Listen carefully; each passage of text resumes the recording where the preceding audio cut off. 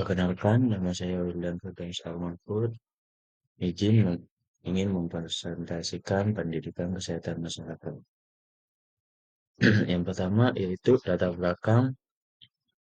belakang pendidikan kesehatan masyarakat adalah bidang yang fokus pada upaya meningkatkan kesehatan masyarakat melalui pendidikan, promosi kesehatan, penelitian, dan kebijakan. Pendidikan kesehatan masyarakat bertujuan untuk memberikan pengetahuan dan keterampilan pada individu dan kelompok agar mereka dapat mengambil langkah proaktif dalam mencegah penyakit, meningkatkan kesehatan, dan mengatasi berbagai tantangan kesehatan di masyarakat. Selanjutnya, ada prinsip pendidikan kesehatan masyarakat. Yang pertama yaitu pendidikan kesehatan bukan hanya pelajaran di kelas, tetapi merupakan kumpulan pengalaman di mana dan kapan saja sepanjang dapat mempengaruhi pengetahuan sikap dan kebiasaan seseorang pendidikan. Yang kedua, pendidikan kesehatan tidak dapat secara mudah diberikan oleh seorang kepada orang lain karena pada akhirnya seseorang pendidikan itu sendiri yang dapat mengubah kebiasaan dan tingkah lakunya sendiri. Yang ketiga, bahwa yang harus dilakukan oleh pendidikan adalah menciptakan sasaran agar individu, keluarga, kelompok, dan masyarakat dapat mengubah sikap dan tingkah lakunya sendiri. Yang keempat, pendidikan kesehatan dikatakan berhasil bila sasaran pendidikan individu, keluarga, kelompok, dan masyarakat sudah mengubah sikap dan tingkah lakunya sesuai dengan tujuan yang telah ditetapkan. Selanjutnya ada ruang lingkup pendidikan kesehatan masyarakat. Yang pertama, dimensi sasaran, yang kedua dimensi tempat pelaksana, yang ketiga dimensi tingkat pelayanan kesehatan. Dimensi sasaran yang pertama yaitu ada pendidikan kesehatan individu dengan sasaran individu, dan yang kedua ada pendidikan kesehatan kelompok dengan sasaran kelompok masyarakat tertentu. Yang ketiga, pendidikan kesehatan masyarakat dengan sasaran masyarakat luas. Selanjutnya ada dimensi tempat pelaksanaan. Yang pertama yaitu ada pendidikan kesehatan di rumah sakit dengan sasaran pasien dan keluarga. Yang kedua, yaitu ada pendidikan kesehatan di sekolah dengan sasaran pelajar. Yang ketiga, pendidikan kesehatan di masyarakat atau tempat kerja dengan sasaran masyarakat atau pekerja.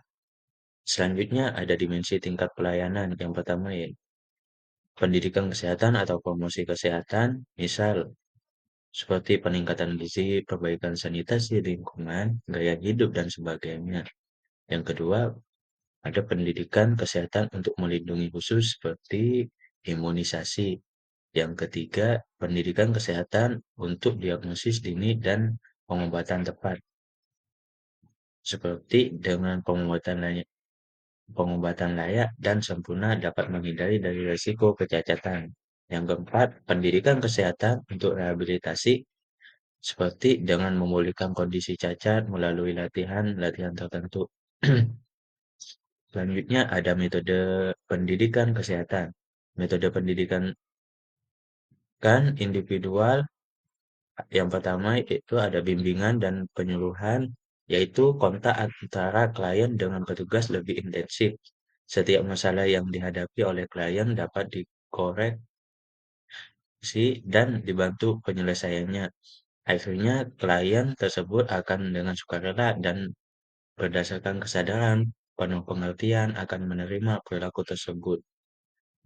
Yang kedua, yaitu ada interview dalam kurung wawancara merupakan bagian dari bimbingan dan penyuluhan menggali informasi mengapa ia tidak atau belum menerima perubahan untuk mengetahui apakah perilaku yang sudah atau yang akan diagnosis itu mempunyai dasar pengertian dan kesadaran yang kuat. Apabila belum, maka perlu penyuluhan yang lebih mendalam lagi. Selanjutnya ada metode pendidikan kelompok. Metode pendidikan kelompok harus memperhatikan apakah kelompok itu besar atau kecil, karena metodenya akan lain. Efektivitas metodenya pun akan tergantung pada besar sasaran pendidikan. Kelompok besar itu kayak ceramah metode yang cocok untuk sasaran yang berpendidikan tinggi maupun rendah. 2. Seminar hanya cocok untuk sasaran kelompok besar dengan pendidikan menengah ke atas. Seminar adalah suatu penyajian dari satu ahli atau beberapa ahli tentang suatu topik yang dianggap penting dan biasanya dianggap hangat di masyarakat. B. Kelompok kecil. Diskusi kelompok yaitu ada curah pendapat, bola salju, kelompok kecil-kecil, memainkan peranan, ada permainan simulasi. Selanjutnya ada metode pendidikan massa.